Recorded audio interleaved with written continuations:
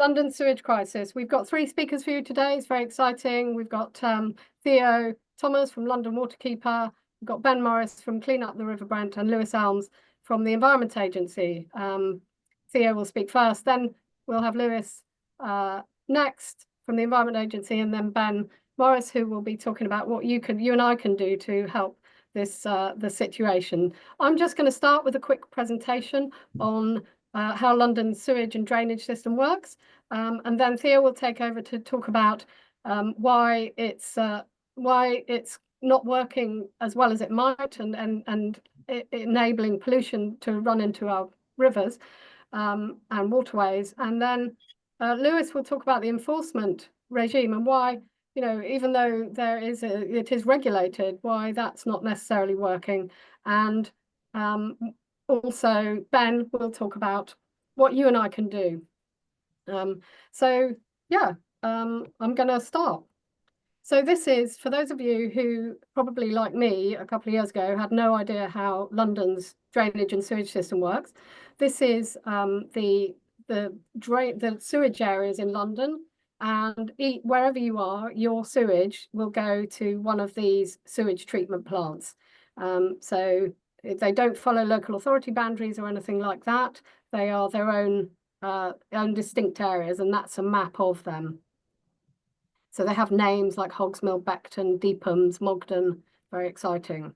So sewage is from toilets and washing machines and that kind of thing goes into the sewage system. And then there's also road runoff. So water runs off roads like that, but it also runs off car parks and roads, but also from roofs. And that also goes into the system. But there is rainwater can also fall onto green space, and then it will be absorbed naturally, and probably, or some of it might end up in a waterway, but most of it will just be absorbed. But what you really need to know is that the system differs in much of London, and I've stolen this from our first speaker, Theo, from London Waterkeeper. But essentially, the system is combined broadly in the inner London area. The system is combined, so sewage and rainwater goes into the same pipes, and all of that goes to the sewage treatment plant. In the outer London area, they're separated. That means that the sewage goes to the sewage treatment plant, but the water that falls onto, for example, roofs or roads will go into the water drainage system, and that discharges straight into rivers. So that's Beckton Sewage Works in East London. That's the Beckton Sewage Treatment Works, so always worth a visit. I've been there myself. It's an amazing piece of infrastructure. I think it's the biggest in Europe. And then the rest will be going into the river. So the water that doesn't go to sewage treatment plants goes, or the water that runs off in the parts of London will go into one of London's rivers, and there are many. This is one map of them. This is another different map. So I've put all of the links for all of this in each slide, and we'll be giving you the link to where all the slides are at the end of the meeting, so you can look back at any of this. So Thames 21, an organisation working in London, has tried to map all the surface water drains so that you can see where they are. Actually, a lot of them are not mapped, and so one of the problems that we'll be talking about later is that the system isn't mapped, but basically these drains are draining into rivers and waterways, and you can find out where those are. But there is also a legalized system of sewage overflows. So that's when it rains heavily, there's a system whereby the sewage and water combine. Where the sewage and water combine, that will overflow into rivers in order to stop it from backing up into people's houses. And that is shown on the map that is here, and those are ones that map. The live map will show you which ones are overflowing, and we'll come back to that. That's just to let you know that that's part of the infrastructure, is a system called combined sewer overflows. That's another map showing some overflow more than others. So some will overflow more, obviously, when it rains, more on the left, which was one particular day, less on the right. And then just a couple of other quick maps to show you that the flow capacity of London sewers network is actually more constrained in some areas than others. That just means that in some areas, the capacity in the branch network is quite good. In other areas, it is not so good and indicates capacity constraints. Again, you can read more about that in the link that I've put in. And then there's also sewage constraints, there's treatment constraints. So there are constraints at the different sewage treatment plants. So this basically shows you which sewage treatment plants are going to be running into trouble within the next 5 years or 10 years and so forth. So some sewage treatment plants are having more concern than others in that respect. So that's just an overview from me. So we're now going to move on to talking about how pollution is getting into rivers, the enforcement system and whether it's working, and also what you can do, what the public can do. So that's me, and I'm going to hand right over to Theo. You can introduce yourself, Theo, and I'll just share my screen. Bear with me a second. Right. So yes, thanks everyone for joining and learning more, hopefully. And let's click on the laser pointer.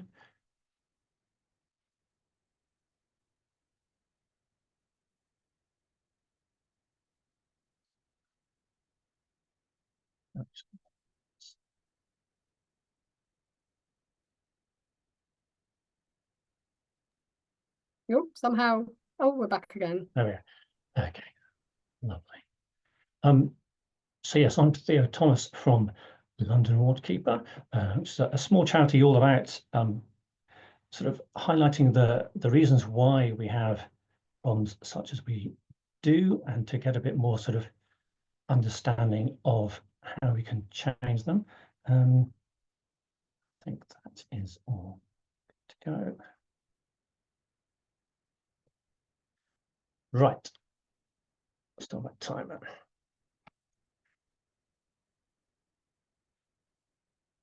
Oh, yes. So first things first, we've touched a little bit on the combined sewer system, where all the rainfall rivers and roads and all the wastewater goes in one pipe that's meant to go to the sewage works.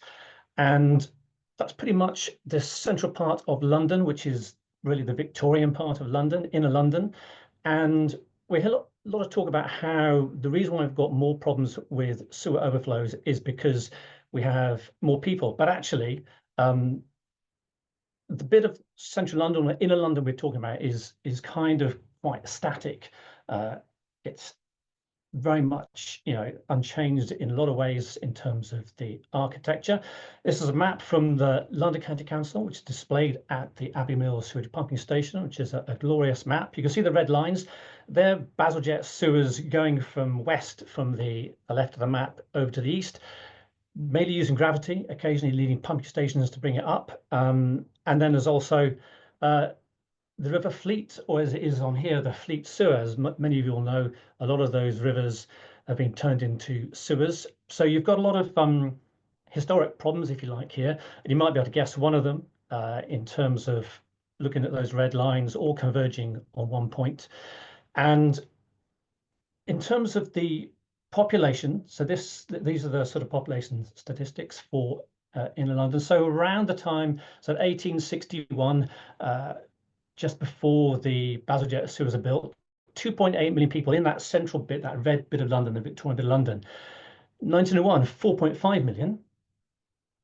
1931, 4.9 million. And then now it's about 3.5. So actually there's fewer people living in central London, inner London, than there was before World War II. And that's all this combined sewer network. The increase in population is in outer London, the outer 2/3. And this is the pinch point that I was talking about, where all these pipes and Bazalgettes converged, and they all then have to be pumped up from Abbey Mill's pumping station, because they got so low, they have to be pumped up to what was then being used as Northern Outfall sewer. And it's, of course, Abbey Mill's pumping station, the Cathedral of Sewage, an amazing building. They made their sort of utilitarian buildings look fantastic. But when it couldn't cope, when it was raining, and all those pipes converging one point, that pinch point would mean that there was a sewer overflow into the Channel Sea, which would lead into the River Lee, just upstream of Cody Dock. And this one sewer overflow here accounted for 40% of all of London's sewer overflows. It's the biggest sewer overflow in Europe, 40%, so obviously a massive problem there, and would result in things like big fish kills. But interestingly, the last significant fish kill in the tidal Thames was 2011. And why is that? Well, because we had to upgrade our tidal Thames sewage system, because we're in breach of the Urban Wastewater Treatment Directive, and the European Court of Justice was taking proceedings against the British government. The British government lost that case. So there was an impressive 1.2 billion investment in the infrastructure. So the 5 sewage works for the tidal Thames, which we already had Beckton mention, the opposite side for the south is Crossness. 600 million went on upgrading these. And you can see that these were completed in around 2016. So you can see that in 2014, lots of sewer overflows, and all these sewage works were increased. The storm storage they had was increased, a big drop. So that investment did see a lot less sewage ending up in the Thames, and as a result, no big fish kill since that time. And then Abbey Mills pumping station, that pinch point was seeing 15 million cubic meters of rainwater and sewage ending up in the River Lee and then the Thames in 2014. The Lee Tunnel was built, 600 million, and you can see it gets turned on. It's almost a binary. Yeah, the last few years, nothing has overflowed from Abbey Mill. So I think £600 million well spent. And then, of course, the Tideway Tunnel is the final section of that has been created, but a lot of heavy lifting had already been done. So the Tideway Tunnel is resolving about 40% of the sewer overflows that were left. So you can see that the area that the Tideway Tunnel is covering is pretty much the same area that was on that red map that Bazalgette's system was dealing with. So in the left, Acton storm tanks, over to the right via the Lee Tunnel, which is the orange thing, to Beckton Sewage Works. And back to that map, that's where Acton storm pumping station is, and there's Beckton. So the Tideway Tunnel is only dealing with the sewage that was from the sewage overflows within central London and nowhere else. And it's progressively being switched on. All of the valves are meant to be open by the end of this month, I think it is. And Tideway is starting to put out information about how well it's doing. So this was just before Christmas. About 25 millimeters of rain fell on that day. So quite a large amount of rain. So 850,000 tons of sewage and rainwater into the super sewer. And it was about half full at its peak at that time. But what's interesting is that 12 out of the 21 valves are open. So not all of them were open. So what's going to be interesting is to see when they're all open and we have similar amounts of rain, or if it carries on raining for an extended period, how well it copes in that. Because the way it's meant to work, it's a big storage tank essentially, and then when capacity frees up at Beckton Sewage Works, they can pump out and pump it into that to get it treated. But if it keeps raining, then at some points, and the estimation is about 5 times a year, it will overflow into the Thames as it does currently. So it'll be interesting to see how it does, and it's what's going to be important is we really need to see that data online in real time.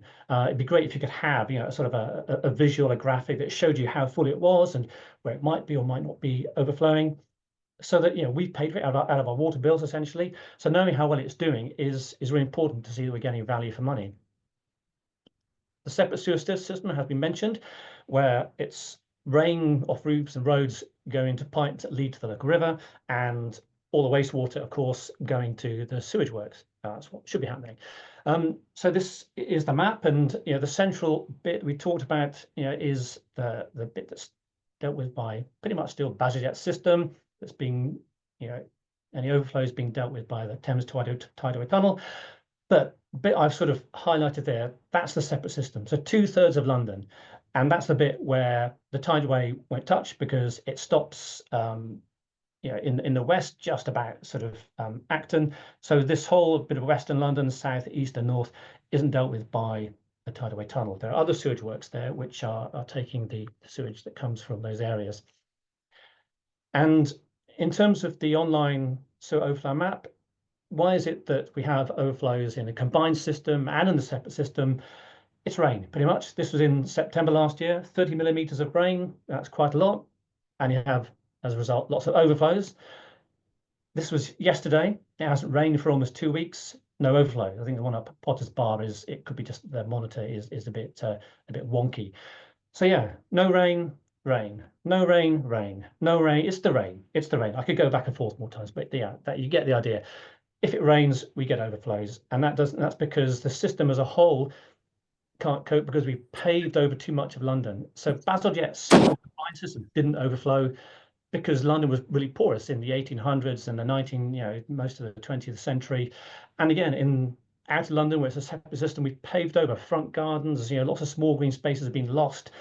22 times the size of Hyde Park has been paved over in the last generation. So we've done a fantastic job in the opposite direction of making the city more resilient. And so in terms of the separate system, why and where do we get problems?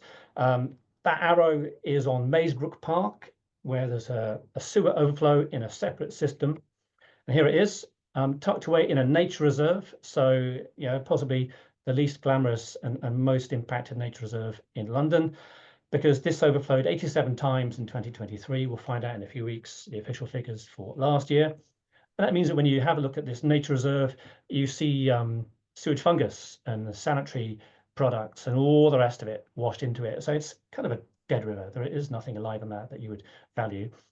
And then you walk around the roads near to that park, and the overflow itself that goes into the pipe that leads to the park is just under here. There's that black box is a monitoring station. But look at the paving just there. And then further around, that whole area is almost sealed off for rain. So a massive problem. And that's why we're getting overflows in all of these places. It doesn't have to be like that. Philadelphia has got a 25-year program where they're going to use green infrastructure to stop rain getting into the system wherever it is.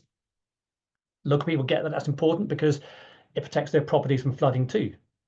And so there's a real sort of social justice aspect to that as well. And then right in the center of Philadelphia, a city that's that's old, not as old as London, but lots of it are kind of pre-Victorian, and they're putting in places for trees to soak up the rain. This big food distribution company, all of that runoff from that was going straight into the sewers, causing overflows. With funding and a local grant as well as some of their own money, they now have this big basin that can take that rain to stop it overloading the system, stop it flooding local properties, stop putting their business out of action if it gets flooded. So everybody kind of says, well, it's a good idea to use green spaces, vegetation, nature to stop rain getting to the system that we want to be able to protect the sewers so they don't overflow. Government says that, want to see nature-based solutions. They're very keen on that. And they say that using concrete tanks is not a good idea because they're finite, they're very fixed. You can't build them big enough to cope in all situations. You want to have lots of green spaces all over the place to soak up that rainwater rather than have one big tank that could fail.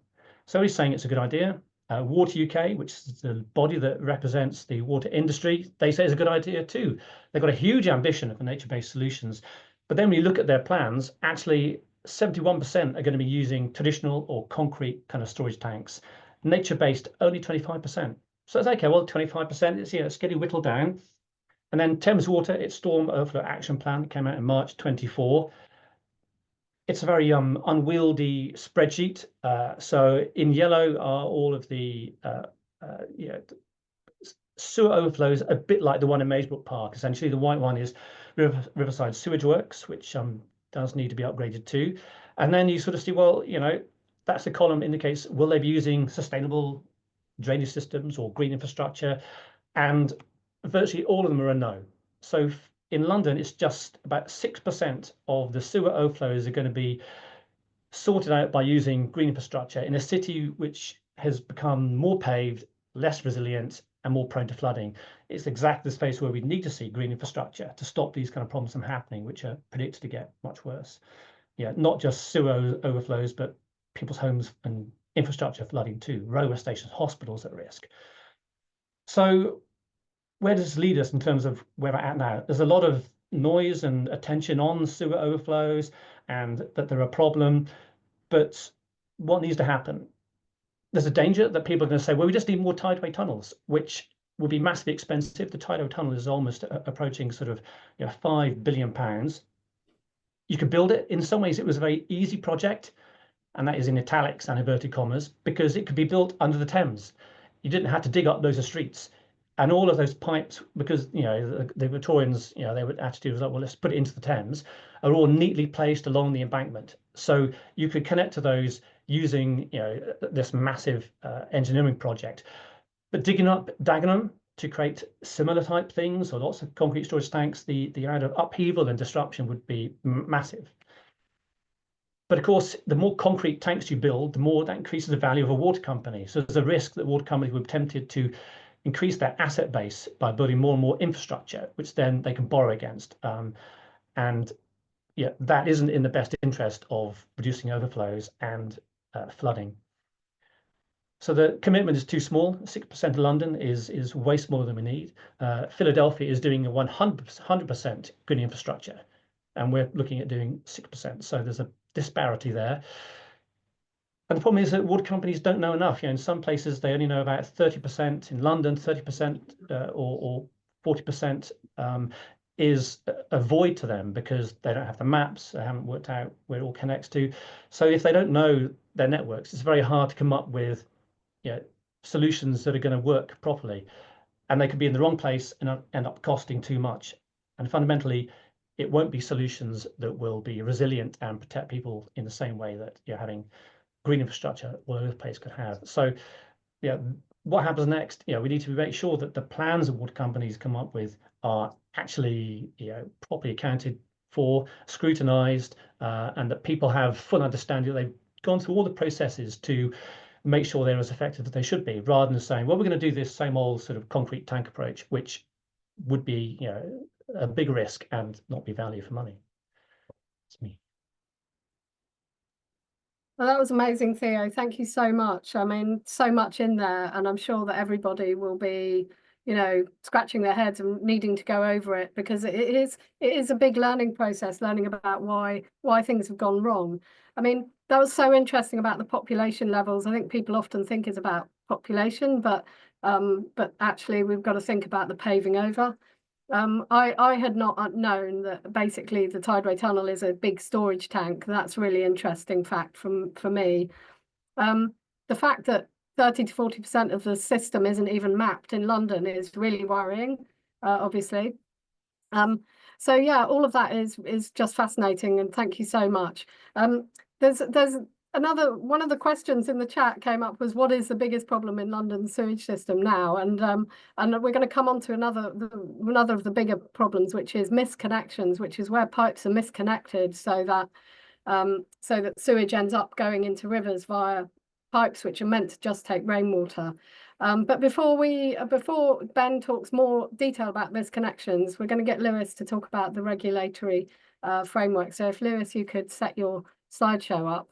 So Lewis has very kindly joined us from the Environment Agency, who do, well, I think I'll leave you to explain, Lewis.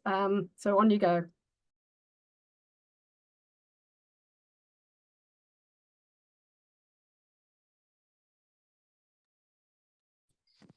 Excellent, thank you. Can everybody see that okay? Does that come up? Great stuff, thumbs up.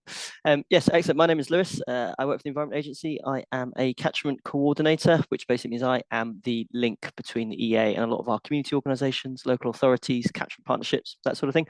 I cover the London Lee and the Brent and the Crane, all in North London, those three catchments.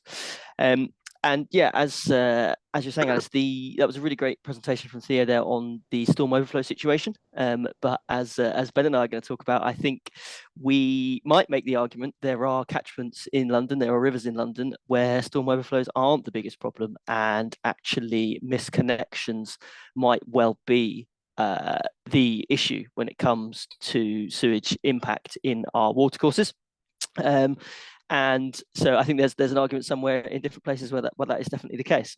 So Ben is obviously going to touch a little bit more on the action that his group and others are taking to try and deal with the situation. So I thought I'd come at it a bit more, probably slightly less exciting, coming from a regulatory perspective.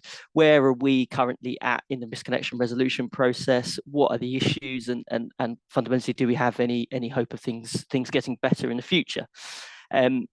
For anyone that isn't aware, a misconnection in terms of river pollution, and I know if you speak to any colleagues at Thames, there's other types of misconnections as well, but the main misconnection we want to talk about today is when sewage, so this could be toilets, this could be washing machines, sinks, that sort of thing, ends up being plumbed into surface water in that outer ring of London, that outer 2/3 of London, and ends up in rivers instead of going to the various treatment works where it can be treated and got rid of accordingly. So clearly, in those situations, and we're often talking about individual residential properties, we're talking about some businesses, and in some of the more serious cases, we're talking about entire blocks of flats, things like that have been constructed and plumbed into the wrong place. So all of that sewage is going straight, completely untreated, completely undiluted by rainwater, which is where the CSOs come in, and go straight into the river. So clearly, in those situations, especially the more serious ones, they can have a pretty devastating and continual impact on our river systems. And it's almost like a death by a thousand cuts sort of style, because one individual toilet obviously isn't going to destroy the Thames, but when you times that by however many there are across London, that starts to add up to a very, very significant problem. Now, there is a current framework in place for how this issue is dealt with. It was brought together in a piece of guidance delivered in 2009, where the process where we take from identification of misconnection all the way through to resolution. It's actually, for how some of these process-driven systems could be, it's actually relatively simple.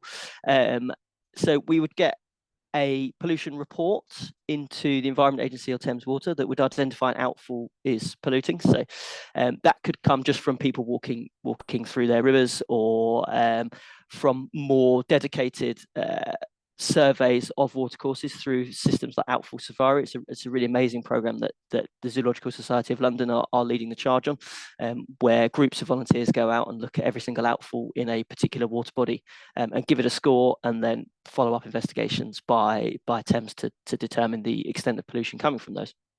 Now, those polluting outfalls, if it looks like they're being polluted as a result of a misconnection, they'll end up on what's called the SWAP waiting list. And SWAP stands for the Surface Water Outfall Programme, SWAP.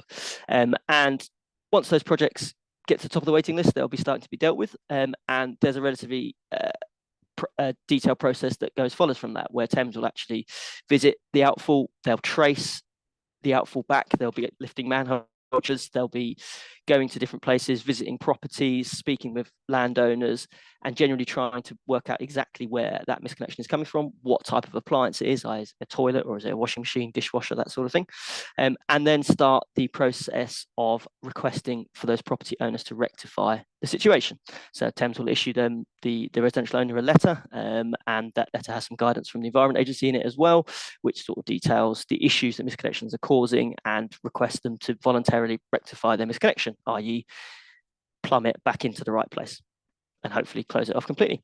And then actually, in the majority of situations, those misconnections are rectified successfully by the property owner. They hold their hands up, say, really sorry, didn't realise, or we just had some building work done, whatever the situation is, they'll get it rectified.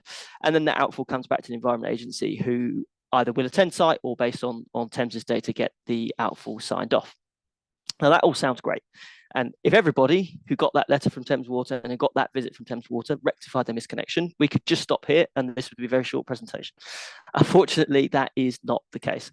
So there's a process by Thames use where they send multiple letters, and unfortunately there are situations, and I'll come on to the kind of statistics around that a bit later, where individuals refuse to rectify their misconnections. And that's where, based on the current process, Thames' involvement kind of pauses for a little bit. The case is handed over to the local authority to deal with, and I'll come to legislation in a minute at all. And the local authority have a very similar process to Thames Water. So they'll write to the property owner, they'll serve an enforcement notice, and assuming the property owner rectifies, Thames will verify that work has been successful. And again, the Environment Agency will come in and confirm that outfall has been signed off. And an absolute worst case, if that doesn't happen, and it's happened a few times in London now, the local authority has the option to take an individual property owner or business to court to deal with the situation. And there have been a couple of cases on that. It's quite rare for it to get to that stage, but that has occurred in the past. And those prosecutions have been successful, and those individuals have been given by court order the directive to rectify their misconnections.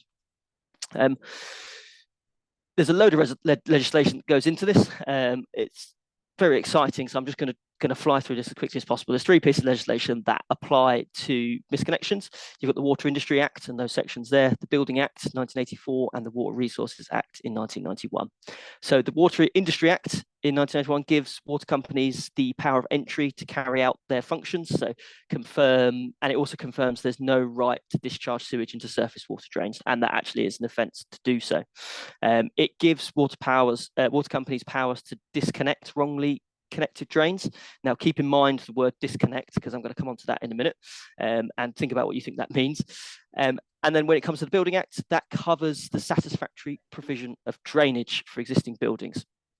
And it gives the local authorities power where drainage is considered to be unsatisfactory, where the local authority can serve notice and enforce.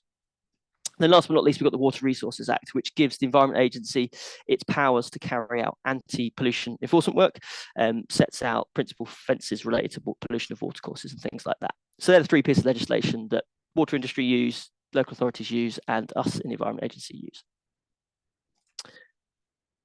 So as I said before, in theory, the process of rectification is quite simple, and it should work well. In fact, in those situations where it is working, it works perfectly well. Thames are very good at identifying where properties are that have been misconnected. They can narrow it right down to the specific appliance in the specific house on the specific street, which is there's a feat of work that goes into that to make that happen, and the vast majority of cases can be resolved quite quickly.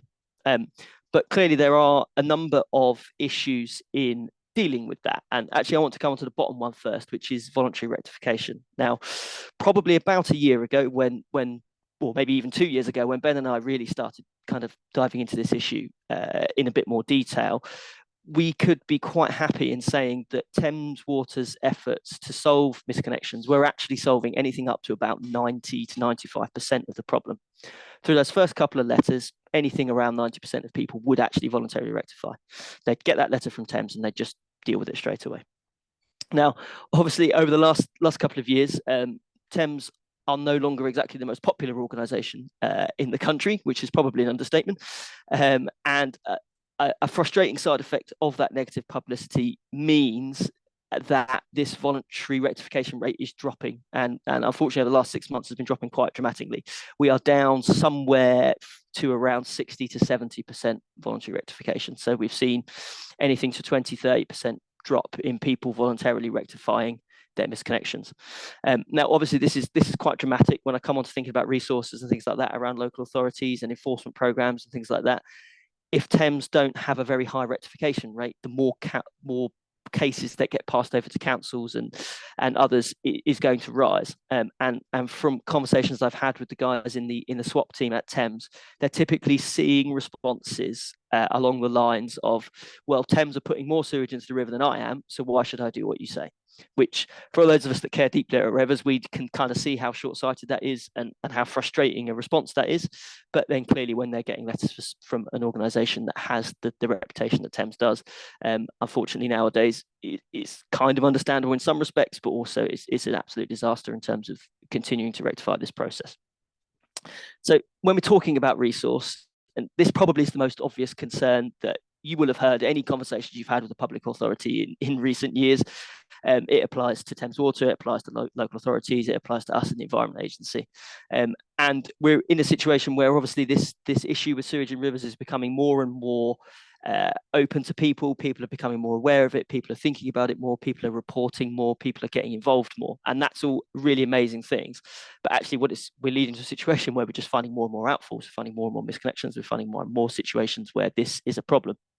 And I'd say all resources are tight across all these organisations. I'm sure the number of outfalls that Thames are getting added onto the swap waiting list is just going up and up, and got to do prioritisation work to work out which outfalls we need to focus on first, which ones are the worst ones, and where do we focus the resources that we have into delivering that. Council resources clearly are tight, obviously, although we know that successful councils that are dealing with the problem have indicated that day-to-day resources is low if you can get on top of the problem.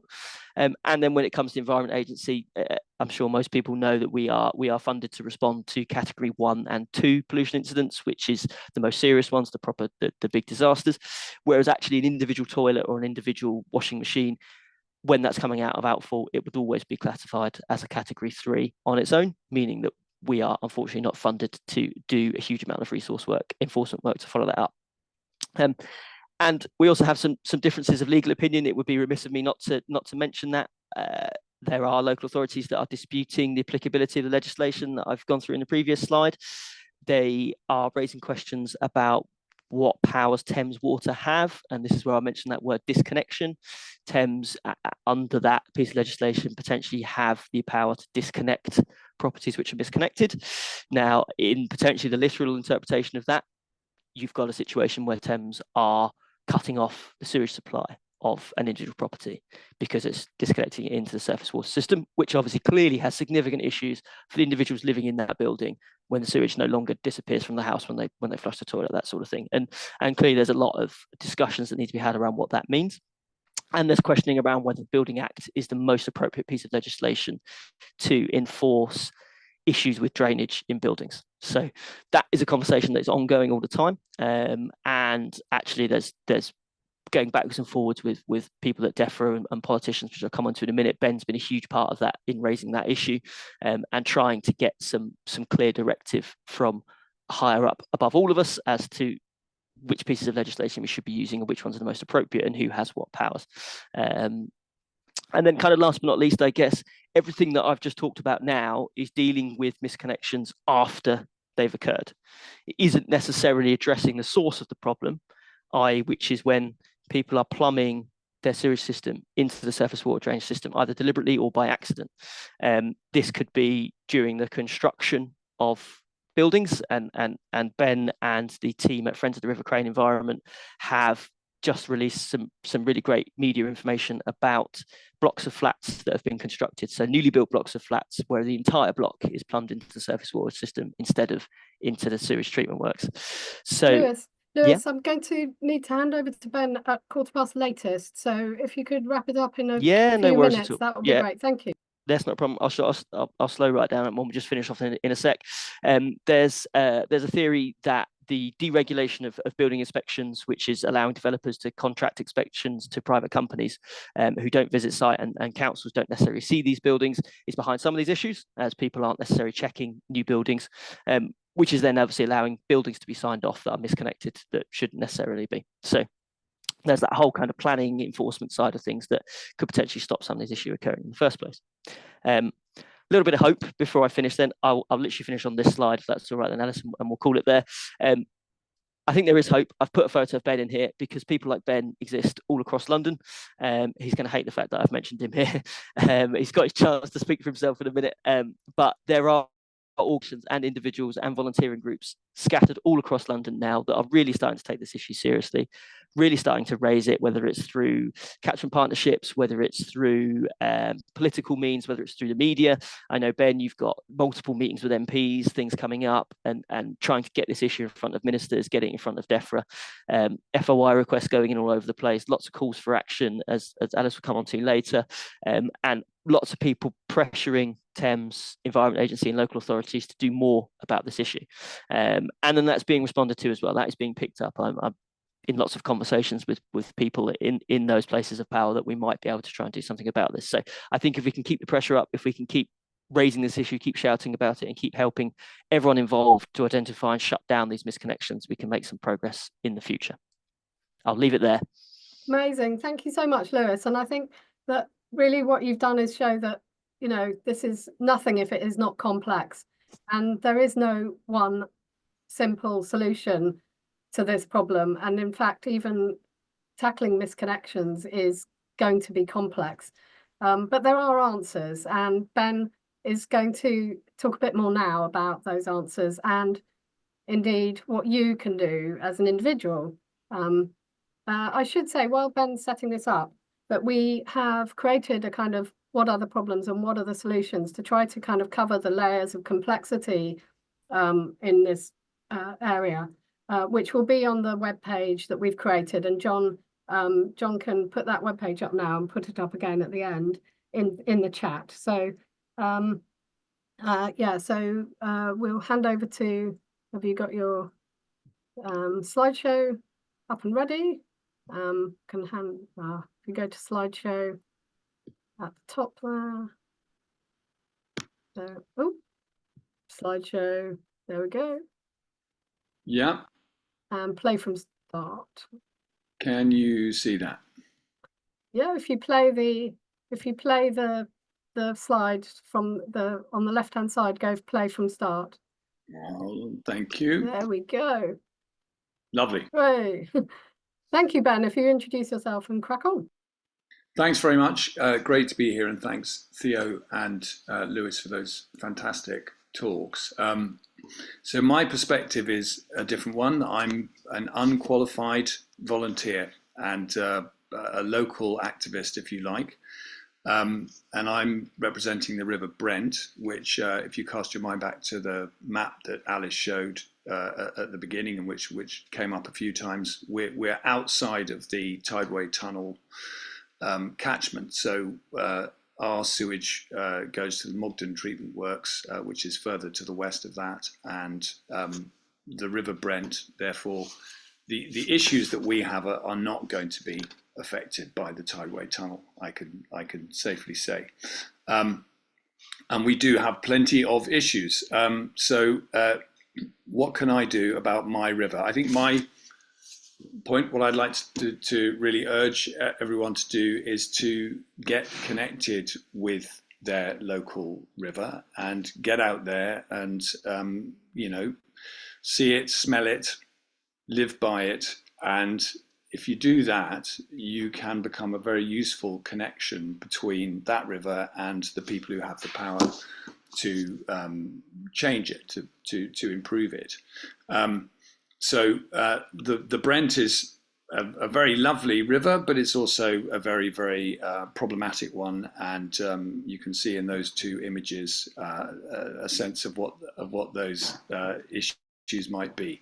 We're going to talk about sewage pollution and misconnections we've covered, but we're also going to talk about rubbish and dumping and invasive species and all kinds of other things too. So first, misconnections, which Lewis has gone into great detail on, really, really helpfully.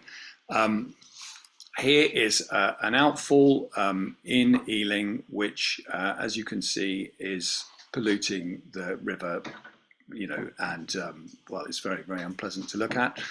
We've got a program, we've got a relationship with Thames Water and the Environment Agency and Ealing Council, trying to get this outfall cleaned up, sorted out, and it's very, very complicated. We've got thousands of known misconnections in throughout London, and many, many unknown misconnections as well that we imagine or we surmise are there. And there are multiple causes for this. In the end, I think it's important to say that the final responsibility for these is the landowner. So people who own properties, own land, are responsible for where the wastewater from their houses goes. And if they're misconnected, that is their legal obligation to sort it out. As Lewis has said, quite a few people are not doing this. And so we get situations like this one where we have a kind of persistent and ongoing problem.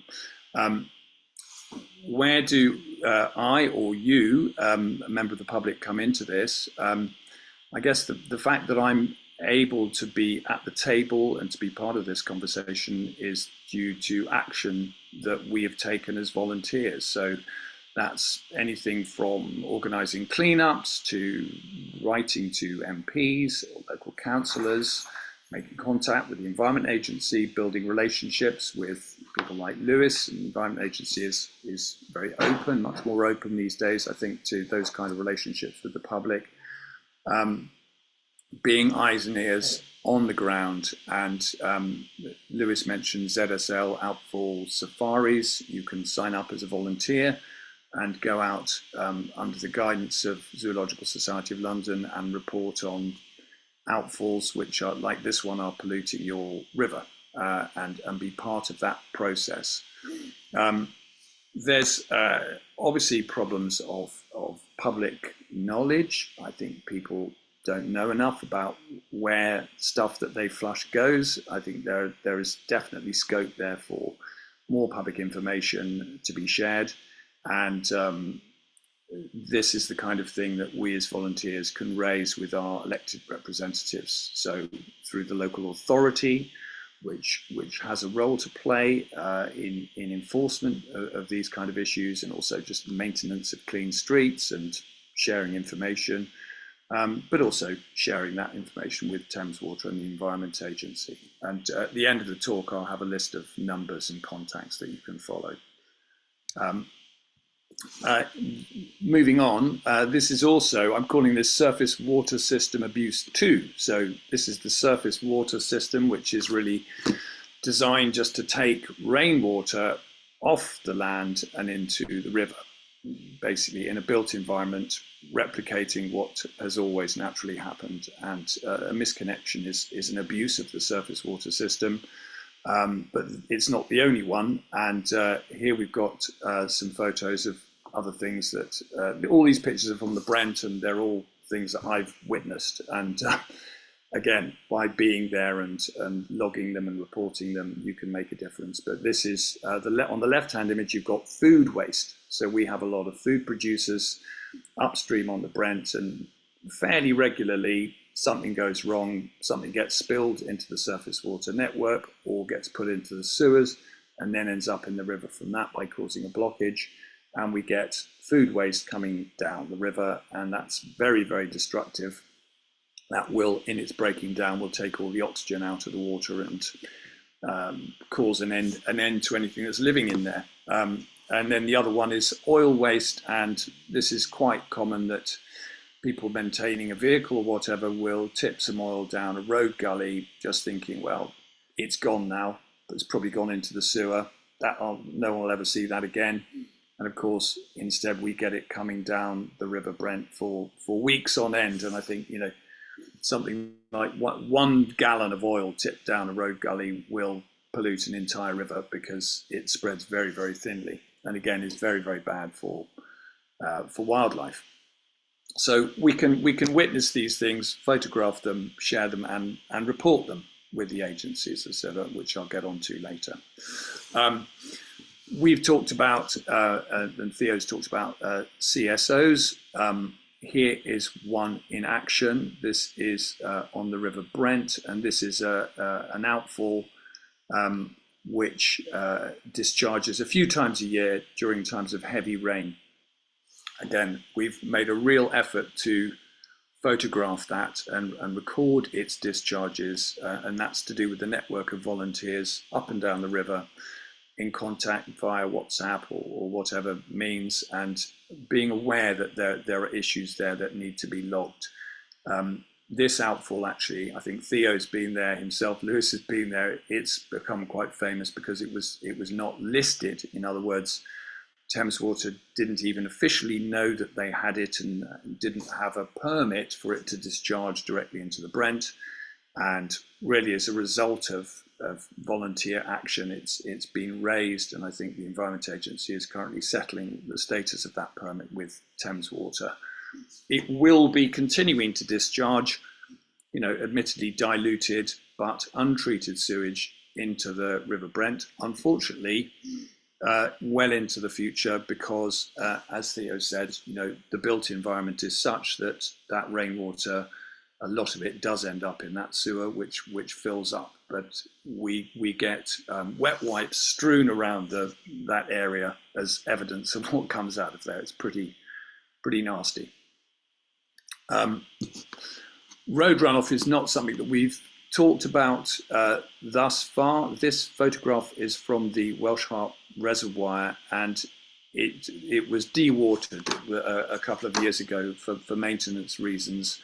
And I was able to get in there and get this photograph which shows you the depth of silty material there, which is dropped in. So I'm standing on the clay bed, and the sort of black slab-sided silt deposits there just show you, I suppose, the kind of things, dark in color, so oils and rubbers and these kind of materials which are washed off our road network into our rivers. And this is something which is not received really as much publicity as it should have done, because there's been so much attention on the water companies, quite rightly, quite appropriately, but there are other issues as well. So what's going on with our road environment, our built environment, and the chemicals that we're depositing there.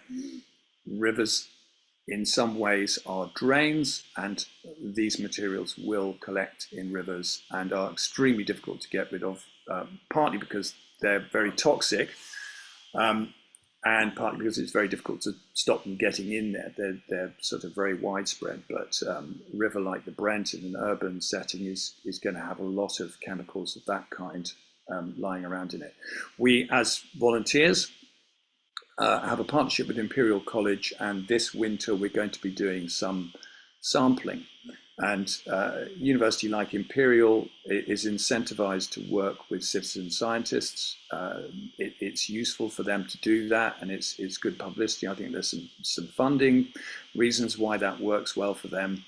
And we as volunteers will be going out and gathering samples of what gets washed off the road network into the Brent catchment over this winter, and that will then hopefully result in some publication in the coming years, and definitely a better understanding of this issue and how it can be dealt with. Ben, I'm just going to interrupt very quickly for anybody who has to leave at 1:30 because it's 25 past. We are going to continue with Ben's presentation, and I want Ben you to be able to finish it properly. We're going to stay on till 1:45. I just wanted to say to everybody that we are that the Mayor, obviously, the London Mayor has promised to clean up London's rivers, and we will be doing some work on it this year. John's put the link to the page in the chat, and we just wanted to say that we've written this week to the London Mayor to ask him to deal with one particular issue. That's certainly not all of the issues we're talking about today, and that is to support local authorities to enforce misconnections. So if you, we're asking supporters and people like you to write to the Mayor to back us up on that. So you can find out more in the link in the chat, and we'll just go directly back to Ben. Sorry, Ben. Thanks very much. Yes, so just humble rubbish and fly tipping. It's a big issue, and it's got some political traction at the moment. One of our local MPs was speaking about this in Parliament, MP Deirdre Costigan of Hamwell, and we are moving towards, I think, a return scheme which would make a big difference. But rubbish ends up in rivers, and the worst thing I think that we find a lot of is polystyrene balls, which break down into ever smaller pieces but do not degrade, do not disappear, and they're just getting washed eventually out to sea. So I mean, I'd love to see some action taken against polystyrene packaging, full stop. But there's cultural messaging about rubbish and disposal, and a return scheme for things which are recyclable, like plastic and glass and aluminium, etc. And there's a legal reason why stuff ends up in rivers, that once it's in the river, nobody's really obliged to have to deal with it. So you often get a situation where people would prefer it to be in the river than on the banks. That said, we have a very good relationship with most of the local councils. I would say all the local councils on the River Brent are happy to take away rubbish that volunteers have removed, you know, and that works reasonably well. Okay, flooding has been touched on as well. Theo was talking about sustainable drainage systems, and I think there was a question about building. I think this is a really, really significant moment to be talking about this. The government has got a big remit to try and get building. I think there are probably some opportunities in that building if it's done right, but it's absolutely vital that new building in river catchments, and every new building is in a river catchment, every bit of land is in a river catchment of some kind, that it involves an increase in the capacity of that ground to absorb rainwater, which we know is on the increase. Our river, the River Brent, has a lot of pressure to get building. Councils want to be building, and of course the floodplain, the area close to the river, looks very tempting to local authorities for building sites. That you could have a lovely block of flats next to the river, and there's that. What's the point of that empty ground? Oh, let's build something on it. But so I would say, I would urge volunteers to really keep an eye on planning developments, and just to be aware of flood predictions. The Environment Agency's flood maps are available, are publicly available. So it's really useful to know what's going on in your area in terms of flood predictions. Just a quick one, invasive species, giant hogweed. That's me looking very worried, because those are 4-meter high giant hogweed plants. Again, there have been some issues there with local authorities not taking action to get rid of those in public areas. There are things that volunteers can do, but I would not touch giant hogweed. It's very nasty. The plant above is a Himalayan balsam. They're quite fun activities, volunteer activities, removing Himalayan balsam, which is sort of biologically destructive to riverbanks and habitat. Okay, this is the misconnection story, which Lewis mentioned, and we've been working with the River Crane. We're hoping that this story will move forward again, but in brief, 7 new housing blocks have been discovered to be entirely misconnected. In other words, building errors which were not found out by building control have resulted in all their sewage going directly into the river. And this seems to be a recent-ish phenomenon, so it may well be related to practices around building control. We haven't yet got to the bottom of why this is suddenly happening now, but of course it creates another issue on the misconnection story, and we are definitely looking for Thames Water and local authorities to work together, and local authorities to take the enforcement action to get these sorted out. But we know that there are landlords who are just sitting back doing nothing. So there is definitely a big issue of enforcement, failure to enforce, and the best way to raise that and to sort of put pressure on that is through the political process. So be in touch with your local authority, with your MP, and there are laws in place to make that enforcement possible. Okay, what can I do? Spend time on your river. Just get to know it, map it, test it, understand it. So testing programs are on the increase. I'll touch on that in a minute. But it's really important. I think just things like naming your river or naming the tributary, you give a sort of status to it through that process.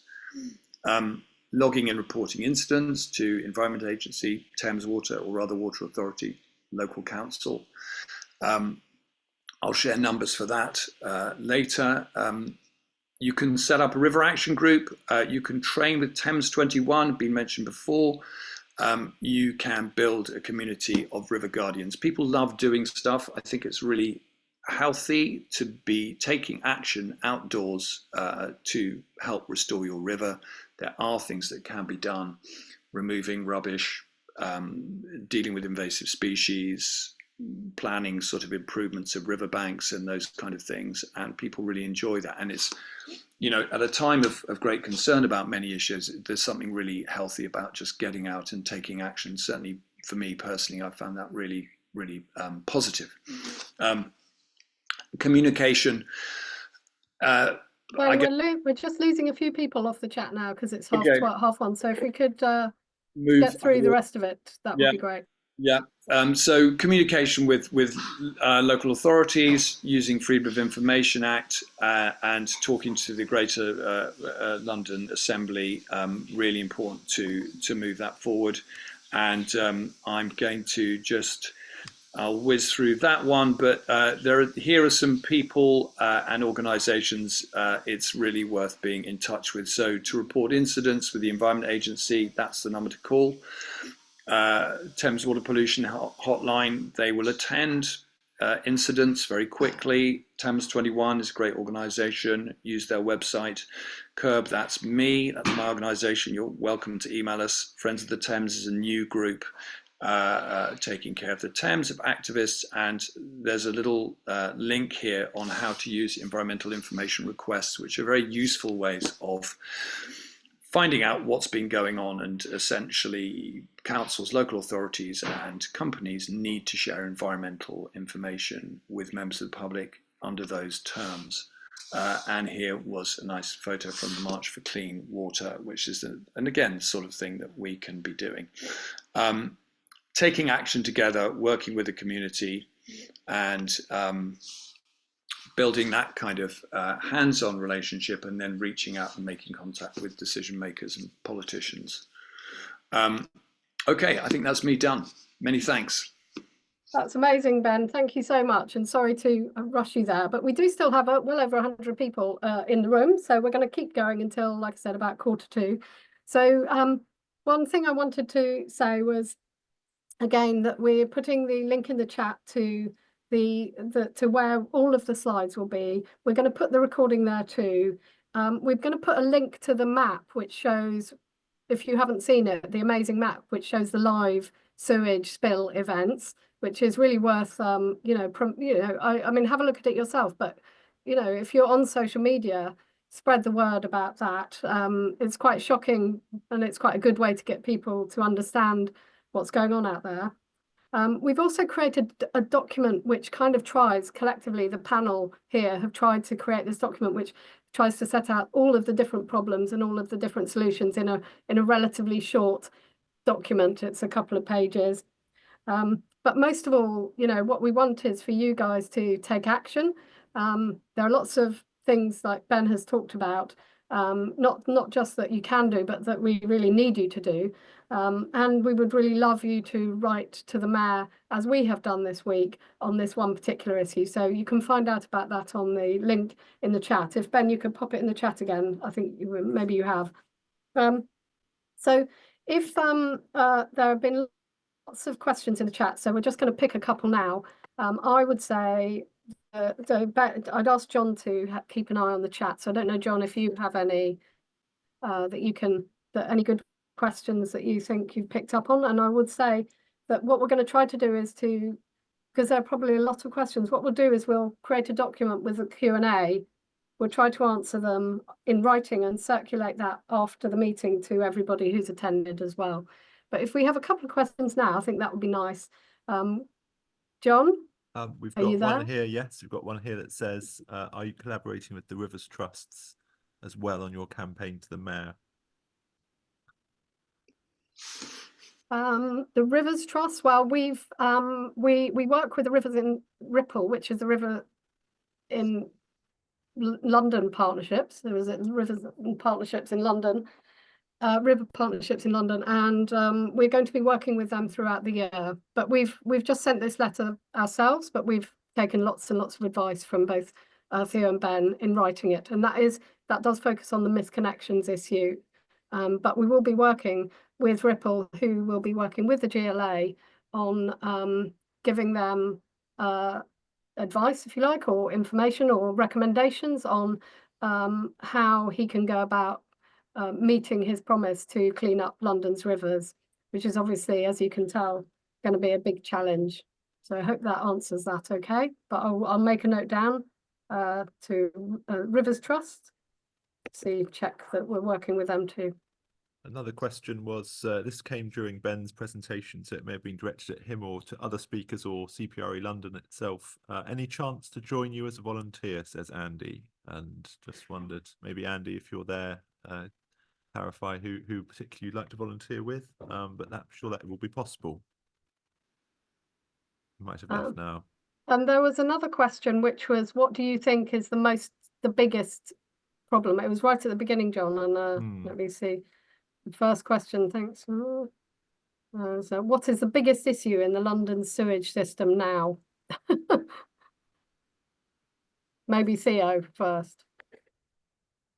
It's all of them, and it depends. Yeah, every river is distinct, and its problems are bespoke to it, depending on which part of London it is and the density of housing or industry, how close to out London and farms and things like that. So we need to be specific and detailed and local, so that the solutions we have match the problems and the communities there that need them. How, so I've got a question, which is you talked particularly about the need for making London more permeable, and so we need more green space, less grey space.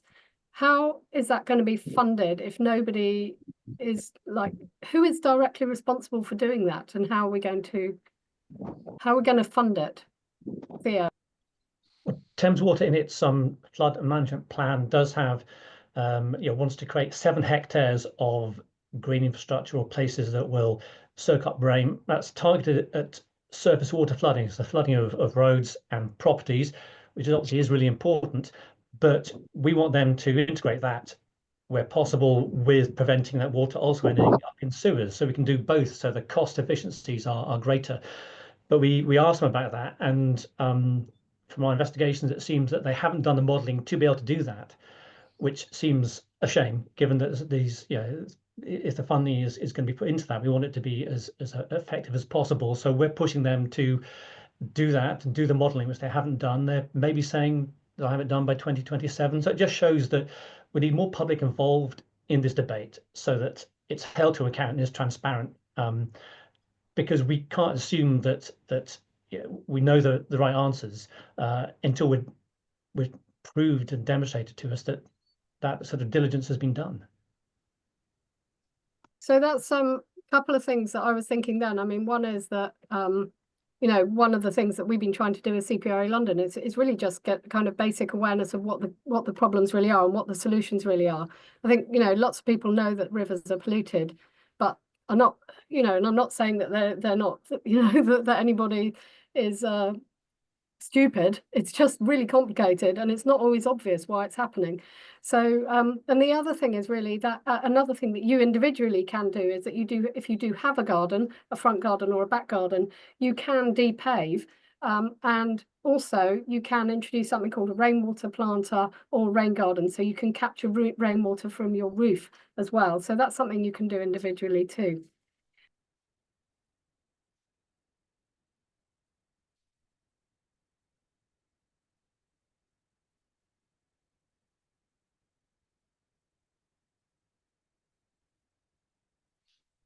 I think you might be on mute, Alice. Oh no, sorry. So has anybody else got maybe one final question? Either John, do you have one more? We have some comments here, which is a sort of question. Could we all be reducing the problem ourselves by using fewer chemicals in households? That seems to be a summary of the question, but he said more ecological detergents, washing powder, awareness of flea treatments on pets, garden pesticides, herbicides, and lots of other chemicals.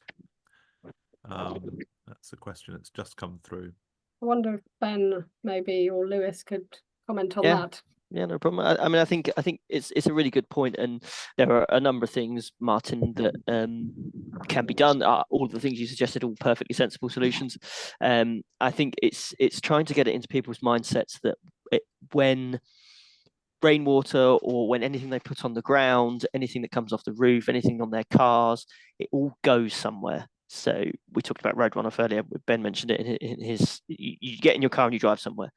There is a cost to that, to the environment, not just from the emissions from the internal combustion process, but from the tires, from the brake pads, from everything that you're doing is having an effect. And I think if we can get to a point where people have that in their minds and they understand that there's consequence to everything that they do, then people can start making hopefully better informed decisions and controlling things where they can. People need to drive, people have cars, people use trains, people use buses. That's absolutely fine.